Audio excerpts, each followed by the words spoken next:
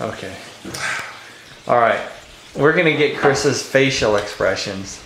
Well, I'm glad I wasn't videotaping because you know I'm kind of depressed.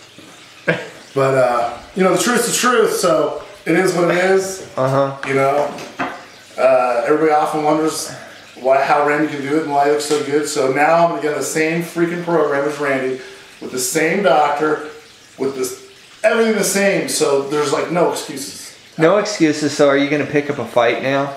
Maybe against Lee? Come on now. You know what? We'll have to see. If everything comes back, you know, optimal, yeah. I might just have to take a couple of those fights I've been offered, you know? Well, one thing here that you'll notice that you'll really like, Chris, is your endurance is going to improve. Really? Yeah, your endurance is going to go up. And you may have good endurance now. I don't know. You know, right. I don't know what the relation, but I know looking at it, what we're seeing, there's going to be an improvement there. So you're going to even see, and that's one of the things that some of these pros really get excited about is, wow, this is a sport where it's not like football, you know. And I see a lot of football players too, and I benefit them too. And I played a lot of football, but fighting is way harder than training for football. Yeah, I mean, if you look for a rest period in fighting, that's usually when you get knocked out or something. Yeah. So, I mean, if you can get that extra endurance, that's... Well, we see like Jared Allen. You saw that last game against the Packers. What a machine, man. That guy, he's just fun to watch. Right. Because he never stops on any play, and he did all that MMA training. Yeah, that's tough. You know, hardcore dude. There's nothing like, I used to get out of, well, I mean, even in wrestling, I used to get out of shape playing football.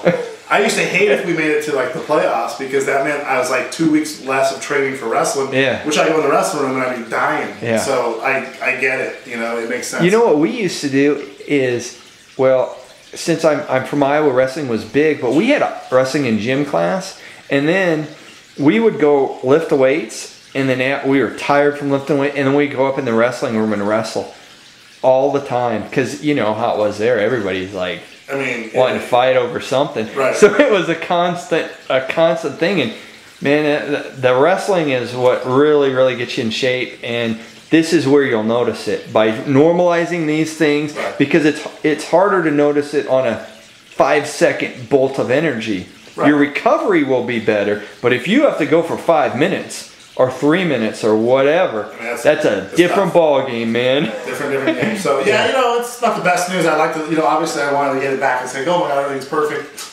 But we'll work on it. It has to do with overtraining because I'm stupid and I didn't replenish my body. Here's another thing for you is once we normalize this stuff, we're going to work on anti-aging for you.